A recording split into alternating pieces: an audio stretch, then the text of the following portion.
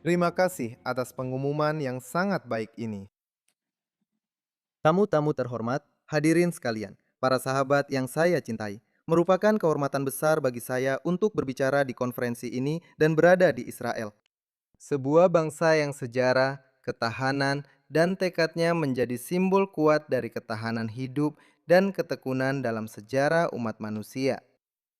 Saya datang dari Republika Srpska, salah satu dari dua entitas otonom di Bosnia dan Herzegovina, membawa pesan yang bersifat politis sekaligus sangat manusiawi.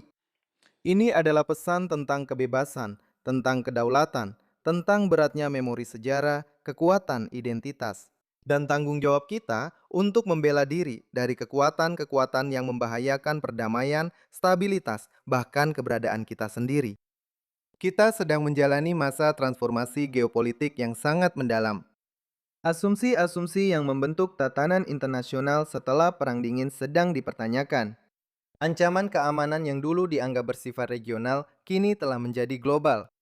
Di masa-masa seperti ini, negara-negara diharapkan memberikan jawaban atas pertanyaan-pertanyaan mendasar seperti siapa kita, nilai-nilai apa yang kita pertahankan, pelajaran apa yang telah kita ambil dari sejarah, dan seberapa jauh kita siap untuk mempertahankan kebebasan kita.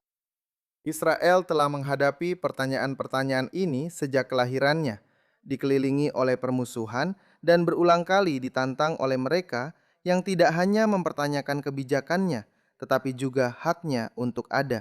Israel telah menunjukkan sesuatu yang luar biasa, bahwa sebuah negara dapat tetap demokratis, inovatif, makmur, dan bebas, bahkan saat menghadapi ancaman keamanan yang terus-menerus. Bangsa Yahudi belajar melalui berabad-abad penganiayaan bahwa bertahan hidup membutuhkan kekuatan, persatuan, kepercayaan diri, dan pemahaman yang jelas tentang perbedaan antara kebaikan dan kejahatan. Antara mereka yang menginginkan hidup berdampingan dan mereka yang menginginkan kehancuran. Kisah Israel mengajarkan kita sebuah pelajaran penting yang sangat menggema di kalangan rakyat Serbia di Republika Srpska. Rakyat tidak boleh menjadi pengamat pasif sejarah sementara orang lain yang menentukan nasib mereka. Our histories. Sejarah kita memang berbeda, namun ada kesamaan yang mencolok antara pengalaman kita. Baik bangsa Yahudi maupun Serbia sama-sama mengalami masa-masa pemusnahan, penganiayaan, pengusiran, demonisasi, dan upaya untuk menghapus atau menulis ulang pengalaman sejarah kita. Keduanya belajar bahwa ingatan sejarah bukanlah beban, melainkan sebuah kebutuhan. Keduanya belajar bahwa kebebasan tidak bisa didelegasikan kepada orang lain, dan keduanya juga belajar bahwa kedaulatan bukanlah konsep hukum yang abstrak, melainkan syarat utama untuk bertahan hidup secara politik dan nasional. Kebebasan tidak pernah diberikan kepada kita sebagai hadiah. Kebebasan selalu diperjuangkan melalui pengorbanan. Dan kebebasan bukanlah sesuatu yang diberikan sekali lalu terjamin selamanya. Kebebasan harus terus-menerus dipertahankan secara politik, moral, kelembagaan, dan jika diperlukan, secara fisik. Setiap generasi harus berjuang untuk mempertahankan hak itu dan mewariskannya dengan kehormatan kepada generasi berikutnya. Mungkin tidak ada tempat lain di mana pemahaman bersama ini lebih terlihat jelas selain dalam tragedi-tragedi abad ke-20. Bangsa Yahudi mengalami Holocaust. Bangsa Serbia mengalami genosida di negara merdeka Kroasia. Di tempat-tempat seperti Jasenovac, salah satu kamp konsentrasi paling mengerikan di Eropa yang diduduki, di mana 700.000 orang Serbia, Yahudi, dan Roma secara sistematis dimusnahkan hanya karena siapa mereka. Para korban berasal dari komunitas yang berbeda, tetapi kejahatan yang menargetkan mereka adalah sama. Abad ke-20 mengajarkan pelajaran yang menyakitkan bagi orang Yahudi dan Serbia. Kebencian dimulai dari kata-kata, berlanjut melalui diskriminasi, dan berakhir dengan kekerasan. Jalan menuju Auschwitz dan jalan menuju Jasenovac telah dibangun jauh sebelum para korban pertama tiba di sana. Penderitaan bersama menciptakan ikatan pemahaman yang terus berlanjut hingga hari ini. Bangsa yang melupakan para korbannya berisiko mengulangi tragedi mereka. Ingatan adalah tentang memastikan bahwa generasi mendatang dapat mengenali kejahatan sebelum kejahatan itu muncul kembali dalam bentuk yang baru.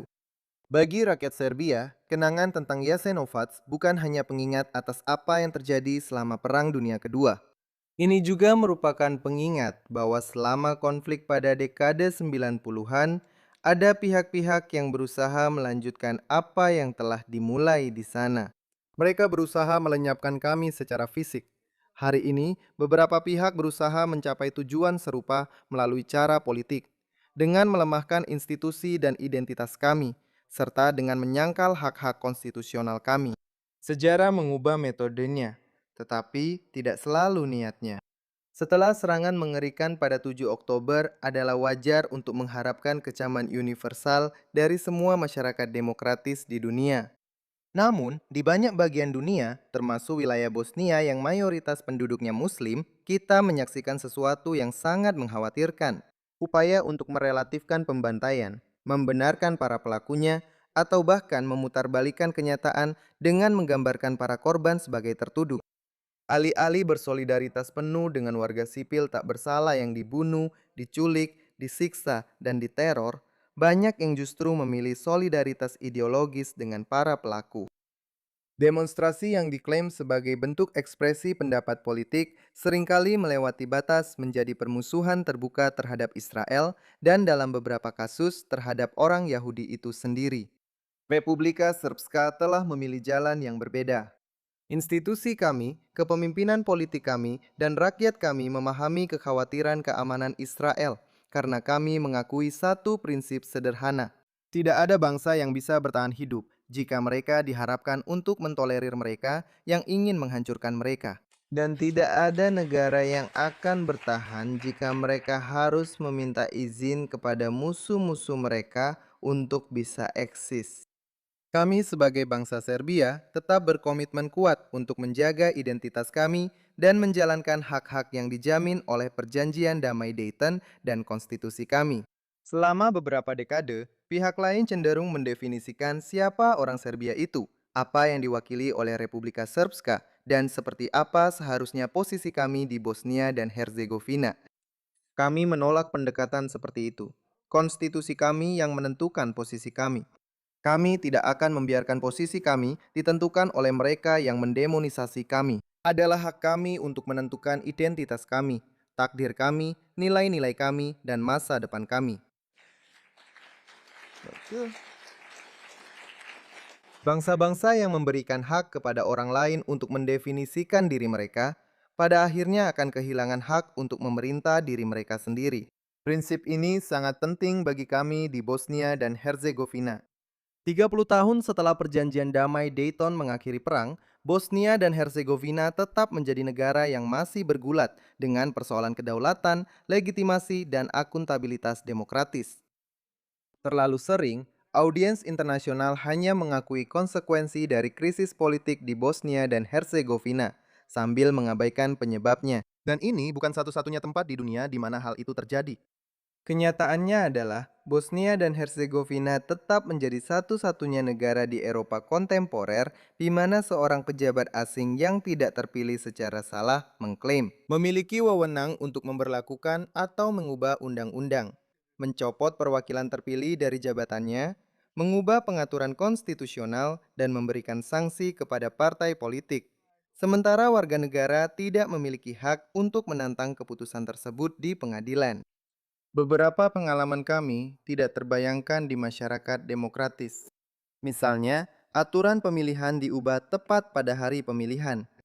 Tatanan konstitusional diubah untuk merekayasa koalisi pemerintahan. Pejabat yang terpilih secara demokratis dicopot dari jabatannya melalui proses bermotif politik yang tidak berdasarkan konstitusi. Partai politik dikenai sanksi keuangan di luar prosedur demokratis yang biasa.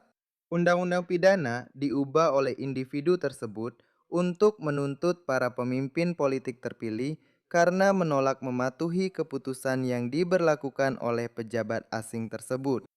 Hadirin sekalian, praktik seperti itu tidak akan terpikirkan di Israel, di Amerika Serikat, atau di negara Eropa manapun. Ya, mereka sering dibenarkan sebagai sesuatu yang diperlukan ketika diterapkan di Bosnia dan Herzegovina. Ketika Republika Srpska menentang praktik dan tindakan mengerikan seperti itu, kami digambarkan sebagai pemberontak yang merusak Bosnia dan Herzegovina. Republika Srpska secara konsisten menganjurkan dialog, tatanan konstitusional, dan penghormatan terhadap perjanjian damai Dayton. Kami percaya bahwa solusi yang berkelanjutan hanya dapat muncul melalui kesepakatan internal, bukan melalui paksaan dari luar. Di luar perdebatan konstitusional, terdapat tantangan lain yang menuntut refleksi yang jujur. Kesulitan yang dihadapi Bosnia dan Herzegovina saat ini tidak dapat sepenuhnya dipahami tanpa mempertimbangkan warisan gerakan Islam radikal yang masuk ke negara tersebut selama perang di tahun 90-an. Ribuan mujahidin asing datang dari Timur Tengah, Afrika Utara, dan Asia, dan banyak yang memilih untuk tetap tinggal di sana setelah konflik berakhir. Beberapa bahkan memperoleh kewarganegaraan di sana. Jaringan yang mereka bangun tidak begitu saja lenyap setelah penandatanganan perjanjian damai. Pengaruh ideologis mereka tetap bertahan lama setelah perang berakhir, membentuk sebagian landscape sosial dan politik Bosnia. Di sini, peran Iran patut mendapat perhatian khusus karena Iran bukan sekedar pengamat pasif dalam konflik di Bosnia. Struktur militer Iran, dinas intelijen, penasihat, dan organisasi yang berafiliasi memiliki kehadiran yang kuat di Bosnia selama perang. Infrastruktur dan hubungan yang dibangun selama periode itu meninggalkan jejak politik dan ideologis yang bertahan lama. Bahkan hingga hari ini, perwakilan resmi Iran dan aktor lainnya di Sarajevo secara terbuka memperingati dan memuliakan apa yang disebut sebagai martir dan para syuhada. Sementara upacara-upacara ini sering dibingkai sebagai tindakan mengenang sejarah. Mereka secara bersamaan memperkuat narasi ideologis yang lebih luas dan mempertahankan pengaruhnya di Bosnia. Masalahnya bukan pada agamanya sendiri. Masalahnya terletak pada ideologi radikal dan ekstremisme politik yang memanfaatkan agama sebagai alat untuk mobilisasi, radikalisasi, dan akhirnya konflik. Tujuan dari gerakan-gerakan seperti itu adalah mengubah agama menjadi ideologi politik dan negara menjadi alat dominasi agama. Tantangan ini bukanlah hal baru di Bosnia maupun di tempat lain. Akar ideologis dari visi ini dapat ditelusuri jika berbicara tentang Bosnia pada tulisan-tulisan Alija Izetbegovic, pemimpin Muslim Bosnia pada tahun 90-an, yang berpendapat bahwa tidak mungkin ada perdamaian maupun koeksistensi antara tatanan politik Islam dan institusi non-Islam. Tentu saja, visi ini pada dasarnya tidak sesuai dengan prinsip-prinsip demokrasi yang pluralistik. Namun sayangnya, beberapa pembuat kebijakan Barat telah mencoba meyakinkan kita, dan mungkin juga meyakinkan diri mereka sendiri, bahwa gerakan-gerakan seperti itu bisa dilunakkan atau dikelola. Pengalaman telah berulang kali menunjukkan sebaliknya, membuktikan bahwa setiap kali gerakan Islamis radikal muncul, mereka pasti melemahkan institusi demokrasi, menumbuhkan intoleransi, serta memicu kekerasan dan ketidakstabilan.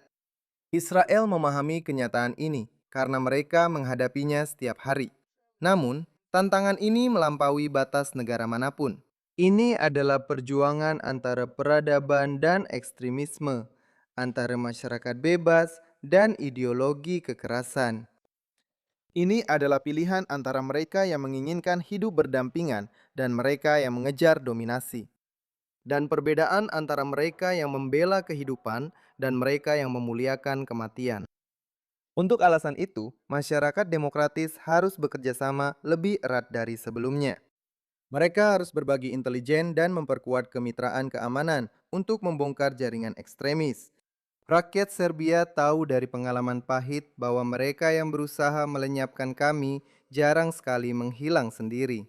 Mereka hanya mengubah metode mereka.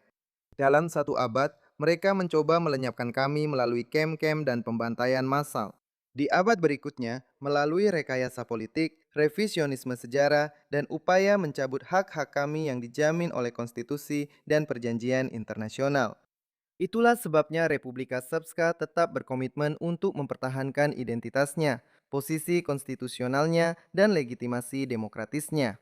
Bukan karena kami mencari konfrontasi, tetapi karena sejarah telah mengajarkan kepada kami bahwa kebebasan hanya akan bertahan jika ada orang-orang yang siap untuk membelanya. Kebenaran ini sangat dikenal oleh bangsa Serbia dan Yahudi.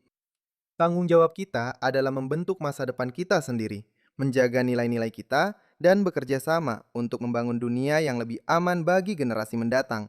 Mari kita bersatu. Mari kita terus berdiri bersama melawan antisemitisme dan ekstremisme.